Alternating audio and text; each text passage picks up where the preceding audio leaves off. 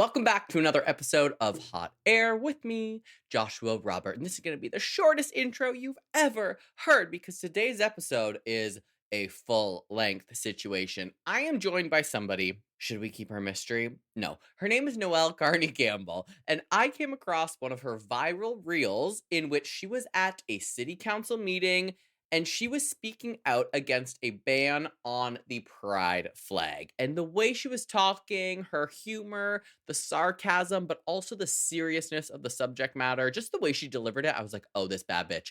I need to know who she is. So, me being me, slid in the DMs, and here we are a week or so later.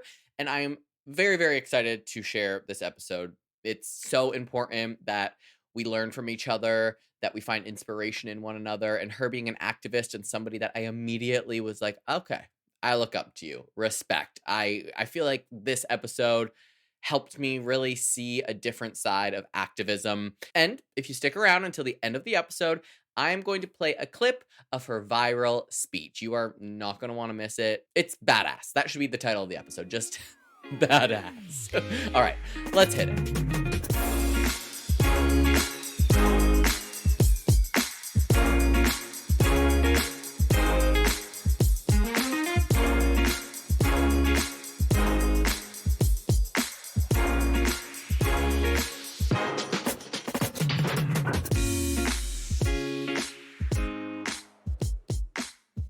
All right. So, welcome to Hot Air, and I am so excited. I was just scrolling through your Instagram for like the 500th time before, we sat down here together, and I started getting emotional. Anytime somebody mentions Stonewall, and really just Stonewall, when people say it, I feel like there's so much emotion behind it. So I was watching your reel, the reel that made me reach out to you. And I was just like, you can't start crying yet. You're not even recording the podcast. But welcome, Not yet. Noelle. Thank No. Thank you. you for being here. I slid in your DMs like a few days ago and I was like, I need to know who this woman is. I need to know more about your story. It just what I saw was so powerful. So before we get into all of that good stuff, why don't we learn a little bit about you? Sure. Well, I'm kind of new to this whole viral thing, but it's been really amazing because a lot of what I do is political advocacy. And so when you get a bigger platform, you're able to really share your message with more people. I work as a teacher in Santa Ana, California, and Santa Ana is in Orange County. It's the lowest income, highest minority. Okay. So Right. like Orange County is a little bit of a rich bubble, and where I Mm-hmm. teach is definitely the poor bubble. And so it's really important for me to advocate for my community, my students. And yeah, I'm a US history teacher, so I'm a Constitution girly. I believe in What's democracy. a constitution? Something we apparently don't really use anymore. Yeah. But yeah, and then also like LGBTQ rights are a huge, important piece to my activism. So Okay. I have a Yeah. gay straight alliance at my school and all that good stuff. I love that. So how did you get more involved in the LGBTQ plus side of your activism? It started really young. Um, I was trying to define like what the moment was for me. And I think what so growing up, I had my parents, I had some sets of aunts and uncles, and the one set that I loved so much that embraced me and never questioned like letting me be who I am was my aunties, a lesbian couple. Mhm. And to me, that was like totally normal. Like that was the best example of adult love that I knew, because my parents separated and I respected them. I looked up to them. They were fun. And so as I got older and I started to hear that people didn't think that that was okay, I just like truly couldn't understand why. And I remember so vividly in high school when Prop 8 was on the table for California, legalizing gay marriage. Mhm. It was like no question for me. Of course, of course. Right. And I remember having a sticker on my binder that was yes on Prop 8. And I was in choir, and most of the boys in choir were Mormon. And they Oh. saw my sticker one day, and the next day they all came with stickers that said no. And they would hold up their choir books, and we would kind of like do the choir book against each other. And I'm like, how could you not just want people to be with who they love? Why is it Right. that big of a deal? And so, especially now that I work with kids, and I think people who are, homophobic don't think LGBTQ kids exist, they exist. They exist and they really need people that care for them and protect them and provide safety for them because they might not have that at home. Like Right. school might be the only safe space for them. So that is everything I do is for the kids. You'll hear me say for the kids, for the kids, for the kids. They're my why. Yeah. And yeah, it's really important to me that they have a safe space, especially like the community I teach in is predominantly Latinx, Hispanic, and that culture is, coming around actually quite surprisingly. I've learned this more recently, but they have a lot of more conservative views in regards to relationships. Right. So their kids, their LGBTQ kids exist and they need to be loved. Yeah. Wow, it sounds like it did start very early for you with that sticker on your binder and having those Yeah. battles in choir. That's so interesting. That's like also very brave, which was like my next point is like when I think about activism or having a sticker on your binder that represents something you believe so strongly about, it gives me instant anxiety because I don't Hmm. know that, I have the bravery to stand up there at a podium like you do and speak. And I actually talked to my therapist about this today because I was like, maybe my activism looks different. Maybe what Well, look at my you, you're doing a approach.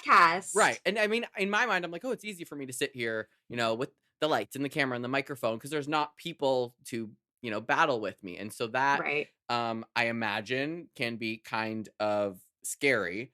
Have you ever felt silenced or like somebody, I'm sure there's people there that have the opposite viewpoint that are trying to kind of combat what you're saying. What does that feel like and what do you do in those circumstances when you're kind of up against someone who doesn't agree with you? That's constant. That'll never go away. I also want to touch on your anxiety about speaking out. I think a lot of people, their anxiety, they feel like it makes them a bad advocate. If you're not anxious, you probably don't care. Mhm. So, like, your anxiety is a sign of like your care towards this cause, right? Right. And I think if we don't have it, like, whoa, why aren't we anxious, right? Mhm. But no, of course there's dissenters and sometimes in my head they're louder because what they say is so mean. But when we really look at the big picture, sometimes you have to like zoom your lens out. Like the support is always going to be a lot broader. And sometimes too, it really just involves having difficult conversations with people who don't see things the same way as you. And they tend to come around if they respect you as a person. There's teachers who don't feel that we should have, these LGBTQ safeties in school. Well, first of all, it's a California law, so it's not up to them. Mhm. But second of all, usually they'll come talk to me about their grievances. And in the end of the conversation, they've either come around a little bit or they at least understand that this is not going to change in their favor. Right. So it's difficult. I feel like every day I have a lot of anxiety, specifically every time I touch my phone, because I know I'm either going to get a hate comment on social media, a text from a Yeah. principal, a phone call from a whatever. And I know that people want me to be silent because being silent is easier, right? Yeah. But it's not okay. Yeah. At And least not it's for me. I would rather I die inside if I don't speak my truth. yeah. I can see both sides because I used to be very silent. And until, I mean, this journey for me has been very recent and it all honestly kind of came out of nowhere. This podcast was intended to be something slightly different but it never ended up being that at all. There's not even any episodes that are kind of along the line of what I had thought in my mind. So like finding my way, to also remain calm. The comments are wild. People are so brave, as we know, when they're behind a phone or a keyboard, but Crazy. I can't imagine, like, I've never seen that in person, but I'm sure you see that version, the digital version of hate out there while you're speaking your mind and sharing your Yeah. truth and standing up for those who can't stand up for themselves. How do you remain calm? Like, are you somebody who has a temper? Because I will go off. That's why maybe I Oh don't do my this outside. god. Should I call my husband back in here and tell him what I was saying this morning because I was Maybe. losing my mind? No, I definitely like I have to take moments before I even respond or process things because initially I get pretty severe anxiety. And then I get just pissed. I just get Yeah. so mad. Like, how do people think this way? Like, a small example, like last week I was doxxed by some MAGA conservatives, and that is so scary, right? Like, they put like my personal information on the internet, Oh. they put my school's phone number, and they basically told all their followers to just go ruin my life. Mhm. And it freaked me out. I'm not going to lie. And it's Yeah. horrible. But then as I'm going through and blocking every single person, all of them in their bio have like Jesus lover or like some Christian biblical quote. And I'm like, how can you guys say that you're loving and you treat people this way? Because Right. you're not loving. So for me, I don't, I anyone who leaves a hate comment is immediate block. I actually like I have the time or I try to make the time to check my comments because my students look at my social media and it's really Right. important for me that they don't see that kind of language and think that it's appropriate.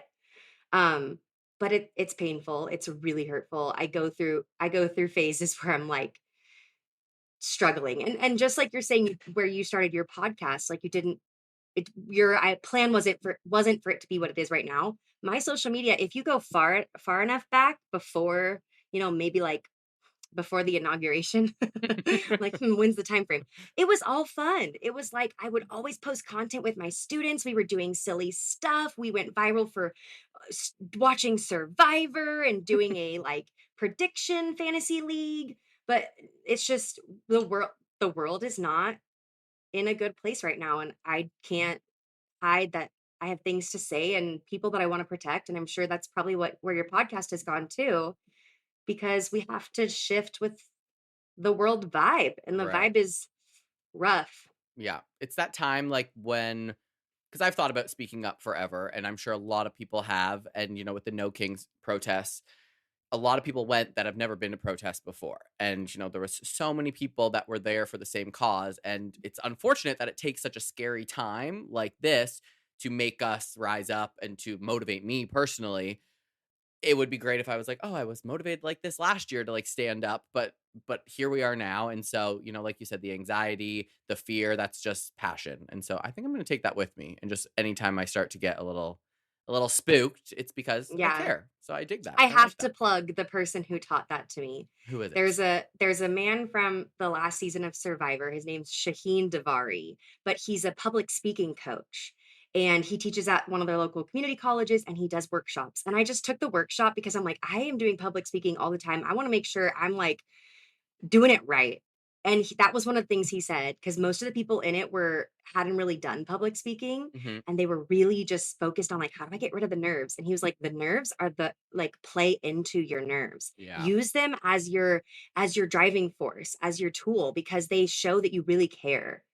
Yeah. Obviously practice and like other things, but that Yeah. was like a big turning there, because there's times where I'm not nervous and I'm like, oh, why am I not nervous right now? Am I doing this too often? Like, am I going to these city council and board meetings too much? Spending too much But time with these people. yeah, really. I love that. Oh, Well, I have to say, I listened to your Pride Flag podcast uh-huh. episode, one of your more recent ones. Yes. First of all, you should do audiobooks. You have like such a good Thank you. speaking voice. But also, I loved that episode so much because most people don't know the history of the Pride Flag. And at the very end, you mentioned a video about a man getting on a subway Oh, did you see and that? another man sitting across from him Mhm. pulling out his. Mhm. That is my favorite video. I post it on my Instagram story every week. I love it. Yeah, I saw it, and then I went and I was like, "Why don't I have a little watch or something?" Like, I've literally never had Pride merch, and Yeah. which is crazy at 36 years old. But I'm like, at least now, I'm taking those steps. I'm learning as I go. And the Pride Flag episodes, all the episodes that I'm doing, like, we're not taught queer history in school. So it's No, we're kind of not. up to us to learn ourselves. And up until a few months ago, I hadn't done the research. I hadn't read much about anything. I knew the names, but I didn't know a lot about them. So what I find really cool is that as I'm learning, I'm sharing it, which is kind of the You're point, so that doing other people great. can hopefully learn before they're 36 like me. I loved it. I think it was awesome. I'm Thank going you. to share it with everyone. Perfect. And I'll work on an audiobook in the meantime. Yes. All right. So I want to talk about the moment that brought me to you, that reel that I saw. I've seen many of your reels, but the one that happened to pop up while I was scrolling through Lord knows what. I went down the rabbit hole as I always do. So you were at a city council meeting, right? In Aliso Viejo. Is that how you say it? Yes. And Mike, not Manning, which is what I wrote, Yeah. Munzing. We'll say Munzing, whatever. And I so call him MAGA Mike. Mega Mike. We'll call him Mega Mike. And so you were talking to him about the pride flag and the ban on the pride flag. So can you tell me A, how you got to that point, and then elaborate on like what that day was like for you? Yeah, so I actually don't live in Aliso Viejo. I live in a neighboring city, Irvine. And in Irvine, we started in March doing weekly protests every Sunday at City Hall for basically defending the Constitution and upholding democracy. And so I'm a part of that organization. That's 5051, who also did the No Kings movement. And so I'm really involved in that. And through that, I've met so many people throughout my county who are just looking for people to connect with that they feel hold the same values as them. And so I've met like I have a new friend circle from this beautiful protest community. But one of the people in that circle lives in Aliso Viejo, and literally at like 3 o'clock texted me, "Hey, there's a resolution on our city council meeting to ban the pride flag in Aliso Viejo. I'm going. If you want to come, meet me there." And I Oh had gosh. hung out with this person like once. She's Right. in her like 50s, I think. I don't know. I love her. And I was like, I don't know if I can make it, but I'll try. And so I'm like getting off work. I'm thinking of my speech because I'm like, I hate these people. Like So this you is had this is no something speech prepared, nothing. obviously, So because you I'm didn't know. Okay. driving. Yeah, I'm driving and I'm recording into my phone, like just speaking off the cuff, which I'm usually like, I take 1 or 2 weeks to write a speech and I really prepare it out and I like test it out and da da da. And so I write up the speech. We get there. I read it to her in the parking lot. I hate it. It's horrible. So we go inside, and as I'm sitting there listening to the beginning parts of a city council meeting, those are the worst parts while you're just waiting for public opinion to open. It's like they're doing all these random things. I'm rewriting it on my phone. And so I never practiced it out loud, nothing. But there was something different about this speech for me. So in the past, my speeches that I had done had been at school board meetings where I teach. And so my delivery is a lot different because I have to be professional. And the audience is different, right? Right. In this setting, I don't live here and I don't like you for doing this. So I kind of felt like I could be a little bit more of like my outside of work self, a little more Right. sassy. And I just think it's so dumb. Like it's a freaking rainbow. What are you doing? And basically what I had gotten as context for the backstory was the person who proposed it had proposed something similar years before, but the majority of the council was quite liberal. Well, now the majority of the council is conservative. And so Mhm. instead of tackling their extreme budget issues, this is what he put on the proposal. And uh, I'm not going to tell you how it ends yet. You'll have to ask me how that night ended.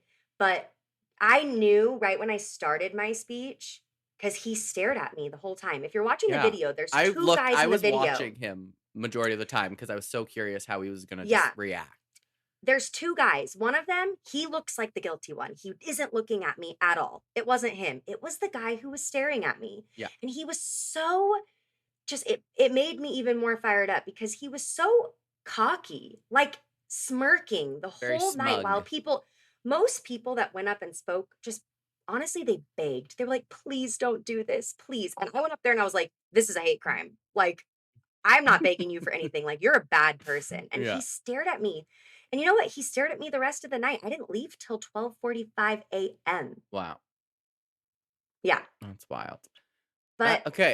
it was I kind of just a off the cuff, like, I gotta go and do this. Yeah, I think what it's funny that you say that that's like your sassy version because I was watching it and I was thinking sometimes when people are up there at city council meetings or wherever on a podium speaking their mind, they can get really fired up again because of the passion. There's a lot of cursing and yelling, and it gets kind of it's still an important message, but we kind of lose the message when there's too much aggression behind it. And so me watching it, I was like, okay, like you seem so cool, calm, collected, prepared, well spoken, and it was also funny. Like hearing the people laugh at, like, the funny little quips I and was very sarcasm was cool and great. calm. Yeah. I was cool and calm, but Yeah. I definitely was, like, the sarcasm was where I'm saying, like, the sassiness, because I would Yeah. never talk to, like, my school board Right. members like that because, like, I need a job, you know? But, like, with this, it was like I could really dig, Huntington Beach, mega wasteland, like, uh, spending a lot of time thinking about gay people, like, Yeah. things like that. That was good. Um, and I just yeah, I like comedy. I think I'm a funny person. My husband's like, "You're not funny." I'm like, "You laugh at my jokes, so Yeah. shut As long up." as someone's laughing, whatever.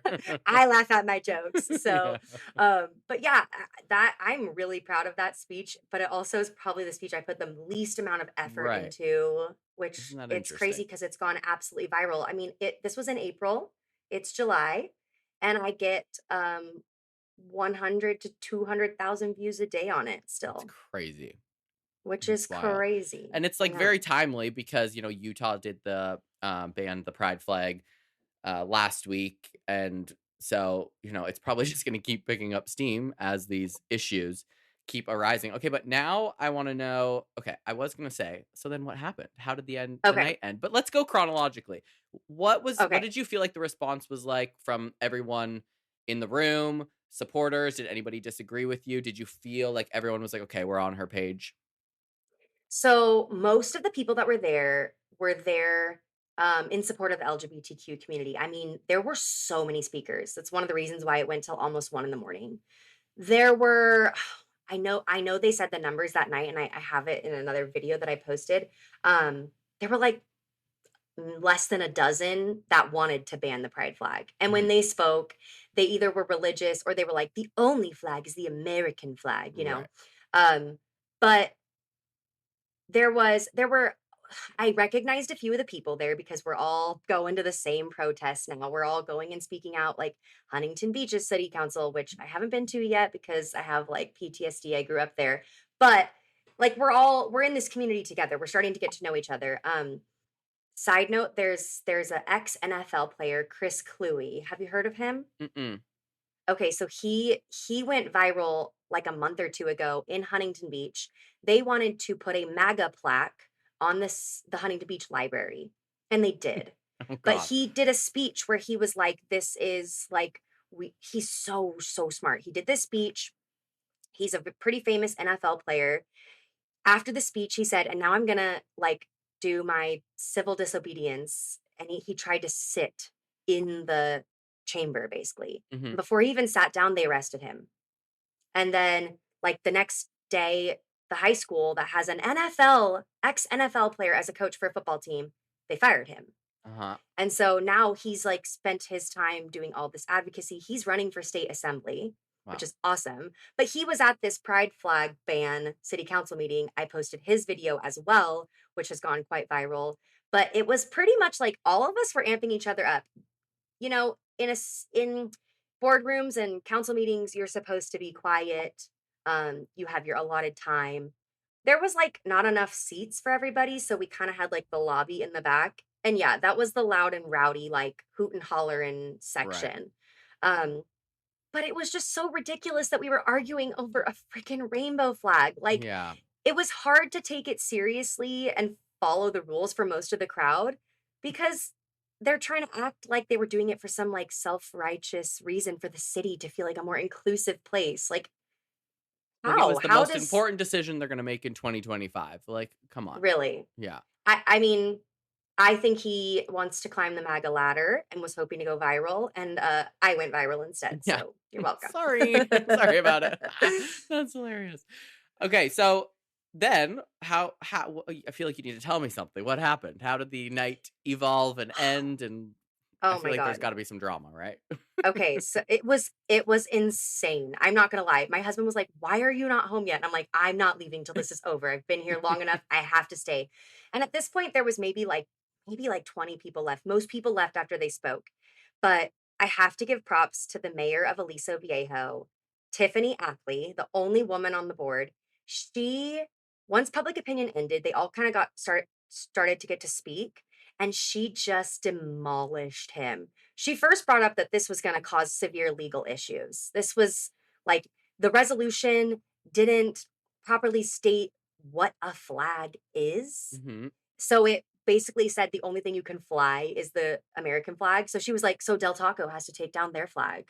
And like, she's just so smart and he's just not. And he had spelling errors in the resolution. I mean, all sorts uh, of things.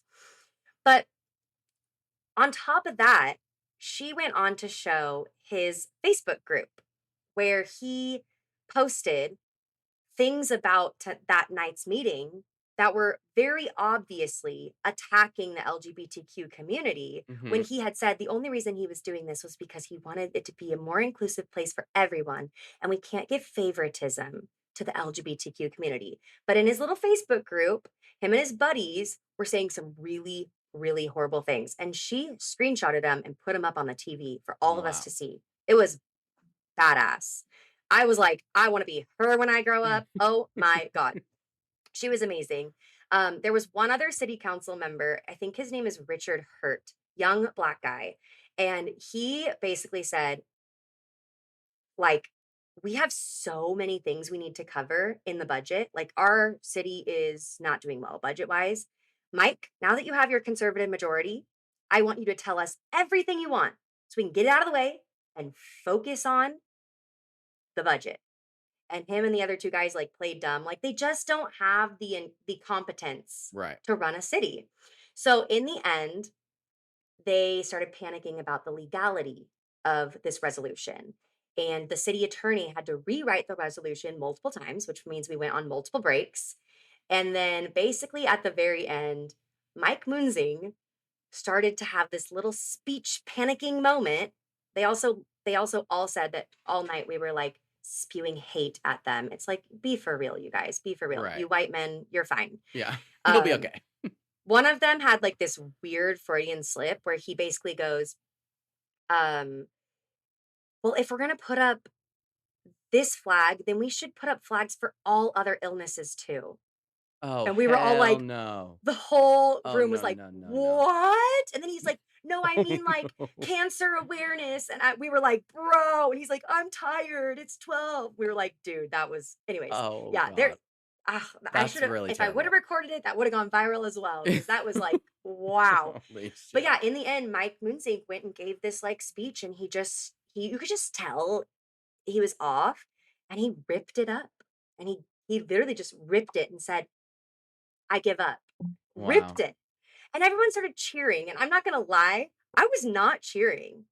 I was like, "This was your little moment to create some circus, and you think this is cute and sweet and like you're the hero right now? Right. You are not the hero, you are the hater."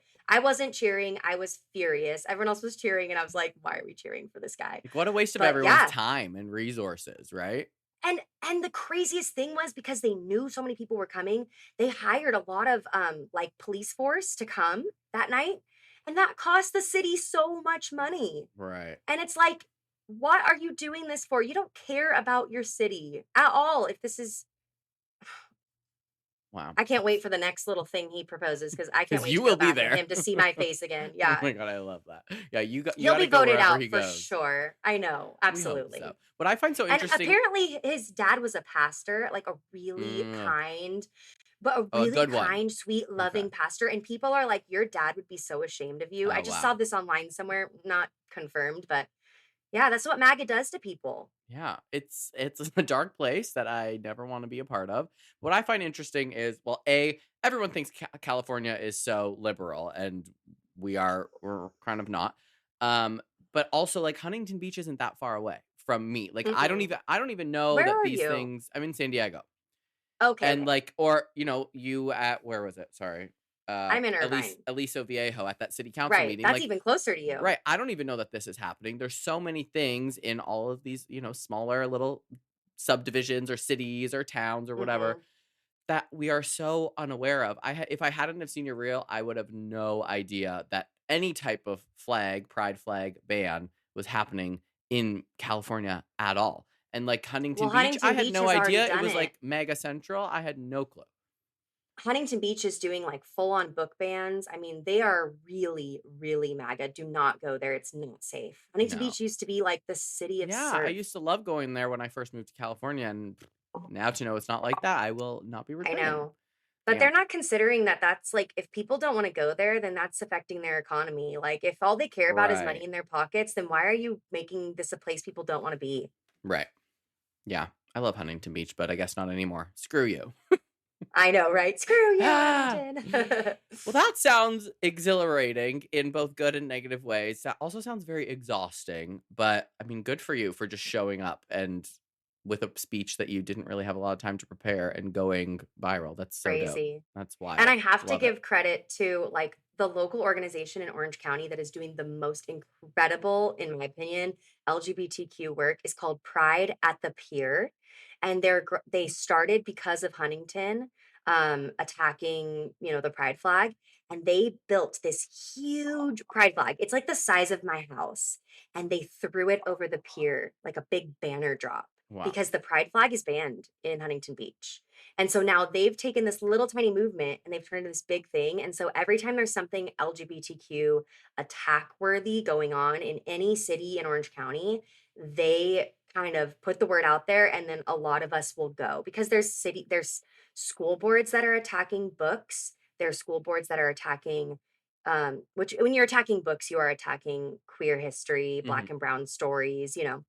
So Pride at the Pier. If anyone's in Orange County and you're listening, follow Pride at the Right Pier at the for pier. all I love updates it. and to get involved. Yeah, they're amazing. Cool. Sweet. Well, I will be following. Okay. You're a teacher, as you said. I And am. I was curious about, because I do have some friends that are teachers, and you kind of have to be mum. You have to like be a little bit silent and keep some of your opinions to yourself. But obviously, you are outspoken, and all people have to do is find you on social media. So, do you ever have like interactions with parents or maybe even students? Because you said like grade 7, 8. Is that the grades that you Yeah, 8th teach? grade. Yeah. That are, less than warm and friendly? Do parents approach you and be like, "How come you're doing the Straight Gay Alliance? How come you're sharing your points of view?" And if so, how do you kind of navigate through that? It has been extremely challenging. A little backstory. So in March, our district sent out layoff notices to almost 400 people, which Mhm. is an absurd amount of layoffs. And because of my seniority, I received a layoff notice. And I posted on social media about it. And that is the video that has started my, I guess, following. That video has millions and millions and millions of Right. views. Um, and that really surprised me. It was What was really interesting about that video is most people thought that I was being laid off because of the Department of Education.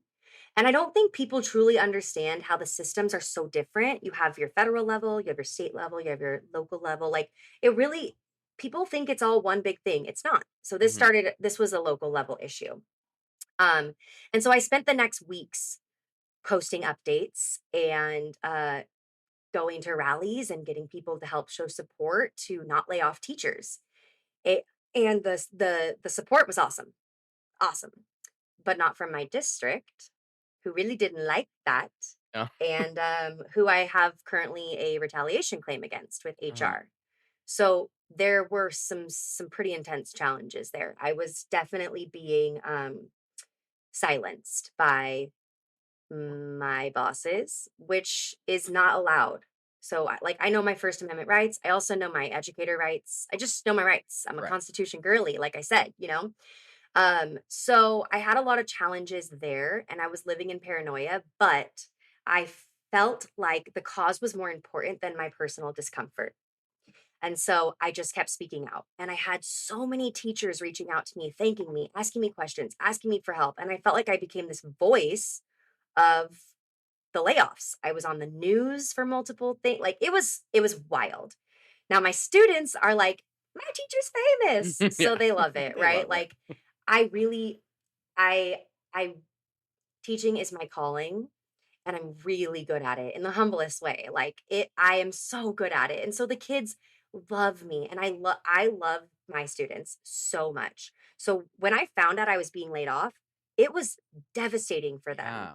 Like they were heartbroken, sobbing, because they love me and I love them too. I was devastated as well. And so through fighting against the layoffs, I earned a lot of respect in the community from the students and the teachers and the parents, a lot of them, because they're worried about the future of their kids' education. Then, when layoffs officially happened, they laid off close to 300 people. And because of my seniority, I was saved. So I'm not being laid off anymore, which is great. But I just found out last week I'm now being displaced, which means they're taking me out of my school site and moving me to a new one, Right. which I also think is a retaliation. So I'm fighting Uh-huh. it like as hard as I can, Yeah. because you build a community where you're at. It's like a home, Right. it's like a family. So overall, I would say I have incredible support from students and parents and other staff. There are outliers to that always, especially when you bring in the LGBTQ element because people are not ready. I don't know why, and I don't know why they care when it actually doesn't affect them, but they're not ready. Yeah. And I've only really had one severe issue with a parent, and I think it's their issue, not mine. Other than that, I have parents that are, like, very religious and don't agree, but they love me so much as their kid's teacher, and they know that Mhm. I'm not pushing anything on kids. I'm just opening a door Thursdays at lunch for kids who need a safe space. Like, Right. and also I have pride flags in my room because I just want kids to know this is what we're gonna do in this class. We're gonna love everyone. Right. You might go in another class and not that might not be the case, but in this class, we're not gonna talk bad to each other. We're gonna love each other. That's it. Bottom line. You can't do that, you can't be in this class. And so I think a lot of parents respect that. And if they don't, then their kid should probably be in private school. Right. I Valid mean, be point. for real. Yeah. Yeah. So, and like the can the cult Christian nationalist types, they hate, first of all, they hate the LGBTQ community, but you know what they hate more? They hate teachers. Why? They Because hate they're us educating their because kids. they think we're like brainwashing kids. And it's like we're literally just teaching them out of a textbook and then also just teaching them to be nice, Right. you know? So I feel like education and civil rights movements, like they're interconnected. Like Mhm. they're all the same thing. If we don't have an educated society, we can't fight for causes. Right. Every fight, in my opinion, starts in the classroom. So, yeah, they are noisy. They can be really noisy, but the support is way bigger than not. Right. So how do you feel when people say, like, I was reading something the other day about people basically just saying like, "Oh, get over it. You can get married now," or slavery. It's like, "Oh, that happened so long ago. Get over it." Like I try I'm not as eloquent as you are when I speak. So I try to be like, "We can't get over it. That's a part of history until everyone's, equal." So you being a history teacher, what is your perspective on that when people are like, "Get over it. It happened 100 years ago." Yeah, no, no, there is no getting over anything. That's not how this works. I think there was a time frame where like we were so afraid to teach history to kids because we didn't want them to feel guilty for something they didn't do.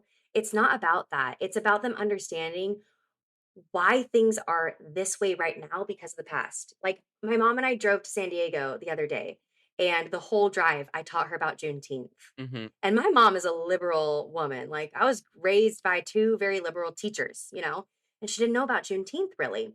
And I was explaining how slavery is still seen today in the way that generational wealth, for example, or just if you haven't watched the documentary 13th, you have to watch it. It's Mhm. so great. It talks about how slavery ended, but we put these new systems in place to keep it running, like the Right. prison Yeah. system Yeah. and like, drugs and whatever. But it just takes being educated. Like I think the fact that we all stopped learning history in high school is crazy because first of all, we all probably had a really bad history teacher and the textbooks were definitely whitewashed. Uh-huh. And we should be always continuing our learning. Like everyone should be continuing their learning all the time. Like listening to your podcast is a great way for people to learn more. Reading a book. I don't like to read, but there's audiobooks, so they exist. Watching documentaries, following people that are doing like history talks on social media. I'm always learning. There's things I don't know about, but that helps so much when someone goes, "Oh, get over it. You have what you need now." It's like, no, no, no, no, no. Just because things are better now doesn't mean the oppression doesn't impact where we're at because we'll Right. probably never be in our lifetime. We probably won't see things be equal. I don't Yeah, think for equal sure. will ever exist because Yeah. it's just not the way. I mean, equitable, I guess, is the goal. Equal will never happen. Yeah. It's unfortunate and Yeah. quite depressing. It feels like doomsday lately. It's very, again, talking to my therapist today, he was like, "I don't feel like celebrating the 4th," and I was like, "Me neither," but there's some good things, so I'm gonna choose to focus on those maybe on the 4th. But yeah, it's pretty Yeah. dark out here in these streets. It's wild. Where do you, other than just being passionate about these causes and your students, like you said, where do you find the strength and the inspiration to keep going? Because it sounds like you are always going and there's always somewhere to be at, somewhere to speak. I can imagine it's exhausting. So when there's times Yeah. when you're like, oh, I just want to sit at home, but you believe in the cause, like where do you get that strength from, that drive? Or is It's it just in you hard and it's to always been in you? tell. Yeah, I think it's just a part of who I am. I make a joke that my social justice meter was faster than NASCAR when I was born. Like I've always been like this. Like I planned Earth Day protests when I was in middle school, and I protested the school lunch when I was in elementary school, and I ran for student council every I year. love Like this. I think I just always had this like inherent leader quality about me, but more because it's driven behind like fighting for what's right. I've always stood up for like the little guy, I guess. It just makes me so upset to see people hurt and bullied. And I always want to make sure people feel safe and seen. Hmm. And like, but also that's a huge burden. Like, I won't lie, I have not been super well lately. Like, as of the past week or so, I've been at a really low. And sometimes too, it takes just acknowledging that and giving yourself some grace. Like, I'm taking the month of July off Hmm. from protesting to refocus myself. Yeah. Like, I need to like read a book, do a puzzle, get some vitamin D, and not be out. I'm still heavily a part behind the scenes of this movement, and I probably will show up to a few things, but, like, I can't be doing this every single weekend. Right now, I'm not in Totally. a place where, like, where it's benefiting me, I guess. That's not really the right way to put it. I need to be the best version of myself to actually help. Yeah. That's what I was gonna say, So, is like because we need people like you, and if people like you aren't taking care of themselves, then we won't have it. Just like if you're in a relationship, you can't be a good partner if you're not taking care of yourself and your mental health and making sure that you are yeah. at your best. And being, like in my small community, I would say I'm a public figure. Like people see me and they like want to take a picture and like it's so weird. So I'm like, I'm just a normal person.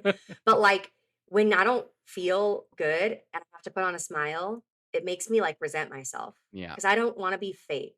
And so I've just decided to like stop with like some public appearances for right now, but like I'm online all the time. Like, hey, are you going to a school board meeting? Send me your speech. I'll help you edit it. Like, what can I do to help? Let me get speakers for this protest. Like, I want to still contribute, but right now I need to do it from like the safe space of my home Mhm. while I better myself. And that's okay too. Yeah, and But I don't think I perhaps will ever stop. Like, I am yeah. this person. Yeah. Your activism, kind of like how mine maybe is a podcast, maybe yours ebbs and flows. One month you're out there, the face of it, and then other month you're behind the scenes. And as long as you feel like you're being productive and driven and you feel good about what you're doing, then you don't always have to be the face. I would be so exhausted being It is the face. exhausting. Yeah. Yeah, and and I think too when you carry the burden of a lot of people on you, you get really, really down when you feel like nothing's improving. Mhm. And I think right now, especially, we're not seeing improvements. We're just seeing things continue to plummet and plummet. And it's Yeah. like, that doesn't mean we stop, but it just means we got to give ourselves a little bit of space too sometimes. It's hard. Yeah, it's It's really really hard. challenging. Like sometimes laying in bed at night and I'm like thinking about like all the terrible things that are happening to the LGBTQ plus community. And I'm like, I wish I could just do something, like one thing. I wish, like, my voice was loud enough. I wish I could change the friggin' world. And it's very heavy for people like yourself and myself that feel very passionate about it. And I'm very like empathetic. I feel all the feels. So I can totally understand. Crowds also drain me. So I don't know how Mm. you do the crowds. Well, there's also this study called empathy fatigue, which it's like Mhm. when you're an empathetic person and you find yourself giving empathy a lot, you start to like it's really unhealthy for you. Oh, I'm gonna have to look into that because I know. I'm I'm always looking into it exhausted and too. feeling. Yeah. Okay. But like I'm sure you know the statistic. every for an LGBTQ person to have one person who's a supporter or a safe space for them, it like lowers their suicide risk by like 40% or something. Yeah. Like It's your significant. podcast It's important. could be that like impact on someone. Your bracelet, like little things like that I think are so important. So we may Yeah. not be doing like big gestures every day, but the little gestures, they make an impact in the small circles that we're in. Totally. Yeah, that's my hope that like one kid who's 16 years old, even if he's the only person that listens to or he or she or they or them an episode and they're like, "Oh, okay, there's somebody like me," which is what I hope. And okay, we're going to wrap this up because we're both sweaty and emotionally exhausted. But I am Yes. curious. I'm having a great time though, by the way. Good, me too. I love speaking I'm to so you. happy to be here.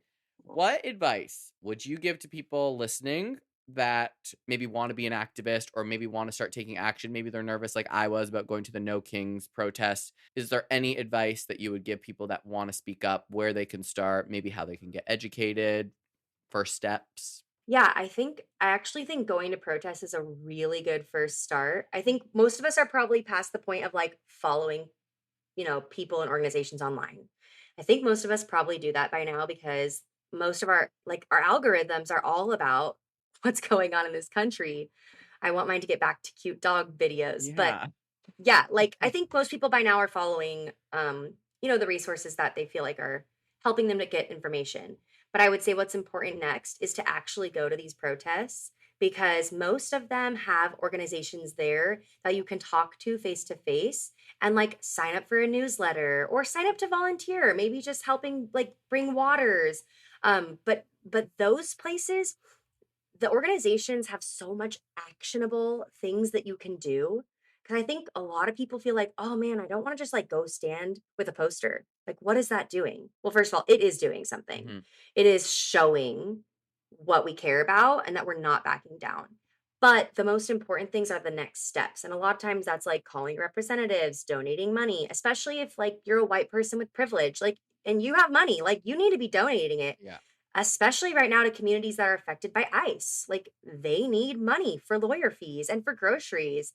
So, following people that you trust, going to protests, which are really fun, honestly, safe, you're surrounded by good people. And usually, there you can sign up for organizations to get more information on how to like take it a little bit further, sending an email, making a phone call, donating some money. Right. Because that's the action that we need Yeah. to Being do around people next. that are probably believing in your same cause is going to open you up to opportunities that maybe you didn't know so that you can start being more active for those causes. That makes a lot of sense. Yeah.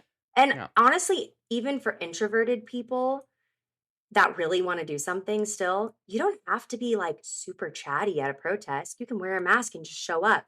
But just being there, you learn because oftentimes there's also speeches and you can learn Mhm. a lot from the speeches. Yeah. And just being an extra body just to show how many people care about that cause is really, really important. Yeah. I like to ask my guests, what is giving them hope lately? What Mm, keeps us hopeful? Because there is a lot that makes me feel the opposite of hopeful. But maybe when you're feeling down, is there anything that you're like, okay, I'm going to hang on to this for a little bit of hope? yeah. I think the amount of people that are coming out and showing up, first time protesters, like, is incredible. I mean, April, we had the hands off protest. That was 5.2 million. And last month we had No Kings, and that was 12.1 million. Wow. And that doesn't even count. Like, I don't know if you went out in San Diego. I saw they had like 80,000. That was like incredible. But Hmm. where I was, what we counted was the people. We didn't even count the cars. And there were like thousands upon thousands of cars just driving by, dropping off waters, Right. having flags out the window, playing music, having signs like little kids. And so I think the numbers are a lot higher. But that gives me so much hope to see a lot of people out. Communities are starting to come together that maybe wouldn't have worked together before, which is really Hmm. cool because especially because of what's going on with ICE. Um, Maybe the communities that have felt left out are feeling like, wow, wait, all these people are standing up for us too. Like, let's join together. So we're seeing a lot of coming together that we haven't seen before. But really, what gives me hope is the kids. Like, kids are not dumb, first of all. they're so smart and their critical thinking is at an all-time high. They're so curious, but mostly they're really empathetic. And if you asked a kid at a protest, "Why are you here?"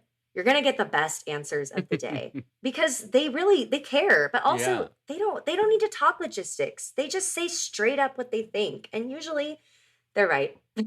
Yeah, you should start doing videos like that, like the guy who, like, sits in the park and talks to kids. I don't know if you've ever seen his Instagram and I asks them, love like, his stuff. random questions, and they're so funny. You should if you see kids, you should start doing that. "Why are you My at this favorite protest?" moment from the No Kings protest, because I helped organize the one in Anaheim and I ran one of the stages. So I was like playing music all day. We had a drag queen. It was so fun. But at one point I was so exhausted. And so I was like, is there any little kid out here who's really good at reading? And this little boy like raises his hand. I'm like, get your butt up here. So this kid comes up on the stage and I'm like, all right, what's your name? I think his name was like Maxim. I'm like, Maxim is gonna read posters. So hold your poster up if you want him to read your poster. Don't read anything that's inappropriate. So he starts reading these posters and he's just firing him off. He's so like, it was just awesome to see. And everyone was cheering and he did it for like maybe 3 to 5 minutes. It was awesome. Cute. And then at the end I said, okay, before you leave, why are you here? And I put the microphone in front of him. He said, because Trump sucks. And I was just like, it's that simple. It's Yeah, that simple. These kids see it because they see how he treats people, yeah, Like, yeah, it's the hope is the kids. And now we're seeing young people come out a lot more to the protests where they weren't originally in the beginning. right, So all of our futures are at risk. Like we have to have hope in each other. And I totally. think we're creating that a lot right now in a really dark time. I agree, and I think that the work that you're doing, hopefully the work I'm doing, and everybody else that is fighting the good fight keeps it up, and I'm very thankful that you agreed to chat with me today and share your story. And where can people find you on the socials? Okay, so I'm at Miss Noelle always on TikTok and Instagram. And honestly, I try to post fun stuff too. So just No, your videos are I all fun. You have your Chapel Roan song. yeah, on That's Spotify you fun. can catch my protest parody "Got to Go" by Miss Noelle always. I love it. And I do have a little quote I want to share because Yes. this quote like totally changed me. And I think everyone should think of this when you're wanting to do what you think is right. You don't have to be a superhero to do something super powerful. Hmm. I like that. Just takes one I little think step, that's one really little important. action. Yeah, you don't gotta wear a cape. Mhm. You don't have to fly. Even just wearing a rainbow bracelet might be super powerful for a person who needs it. What a powerful way to end our time together. It That was well, so again, thank fun. you. Well, I'm so hot and sweaty, but I feel so like almost like empowered, motivated. So I'm like so excited to keep following your journey and seeing all the fun things. Maybe I'll come up there one day since you're not that far Ooh. away. That would be really neat. I definitely need to get or would like to get a little bit more I have involved. to say, my favorite place is Hillcrest, so maybe I'll come Well, down to you you know where to sometime, go to find me. Mo I Urban. live in Hillcrest, so you won't have to go far to Okay, I'll be find there. me. Okay, well, thank you so Thanks for having much. me. Thank you. And now, the moment you've all been waiting for, if you made it this far, it's time for me to play Noelle's viral speech at the Aliso Viejo City Council meeting, in which she is speaking out against a pride flag ban. Flag doesn't make you strong. It doesn't make you a protector of family values. It makes you look insecure, weak, and it makes you look like someone who spends an uncomfortable amount of time thinking about gay people. What is it about the pride flag that gets under your skin so badly? The joy, the inclusivity. But let's not pretend we don't know how this story ends. We've seen it before. Look at Huntington Beach. A city that used to be known for surf culture, now known nationally as Orange County's embarrassing MAGA wasteland. A city so obsessed with performative bigotry that it has become a punchline. That is what happens when you start making policies based on hate instead of actual governance. And that's the future you want for Aliso Viejo, to be the next place people point at and say, oh yeah, that city, the one that's scared of a rainbow. Well, let me remind you, this flag is much bigger than your personal discomfort. It represents a fight. A fight that started at Stonewall, where people risked everything just to exist. A fight that led the right for LGBTQ people to marry the person they love. And you think you're going to stop that? You think you're going to erase decades of progress with a petty little flag band? Let's be clear. When you target a group of people for who they are, when you try to erase their presence, that's not policy. That's hate, dude. And when it turns into action, I'm going to call it what it is. It's a hate crime. No, we will not be erased. We will not be pushed backward. The LGBTQ community has fought too hard and come too far to let this fragile MAGA ego undo the progress. You might think we're making a statement. That's right, we are. Our statement is this: we're not going anywhere. History is watching, the world will soon be watching, and the only thing more embarrassing than being afraid of a rainbow is thinking you can erase the people it represents. Thank you.